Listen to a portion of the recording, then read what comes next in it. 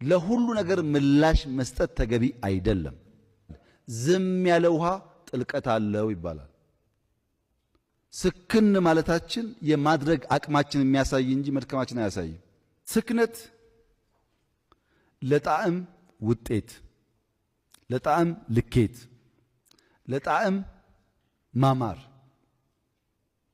አንድ ቦታ ላይ ምርጥ የኮፊ አረቢካ ዘር መርጣችሁ በአንድ ኢኮሎጂ ውስጥ በመስመር ተክላችሁ ዘሩ አንድ ነው፣ ኢኮሎጂው አንድ ነው።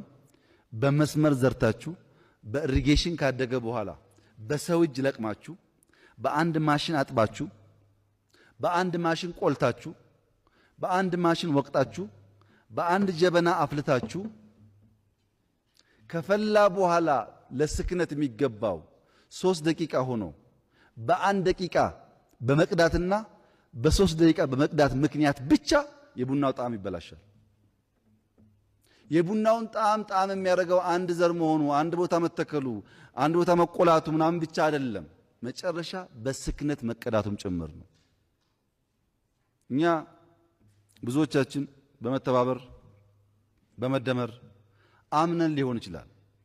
ስንጀምር እንደ ቅድሟ ጠጠር ሐሳባችን ትንሽ ሊሆን ይችላል። ሐሳብ እያደገ እኛ እያደግን 13.5 ሚሊዮን አባል ያለው በአፍሪካ ትልቁ ፓርቲ ስክነት ይፈልጋል። ዝም ብሎ ብርጭቆ ተሰበረ ጫጫታ፣ ውሃ ተደፋ ጫጫታ አያስፈልግም። ስክነት ያስፈልጋል። ብዙ ነገር ስለምንችል አሁን በጣም በሰከነ መንገድ ነገር ማየት ያስፈልጋል። ለሁሉ ነገር ሪአክት ማድረግ አይቻልም። ለሁሉ ነገር ምላሽ መስጠት ተገቢ አይደለም። ስትበቁ መስከን ይጠይቃል። ዝም ያለ ውሃ ጥልቀት አለው ይባላል። ስክን ማለታችን የማድረግ አቅማችን የሚያሳይ እንጂ መድከማችን አያሳይም።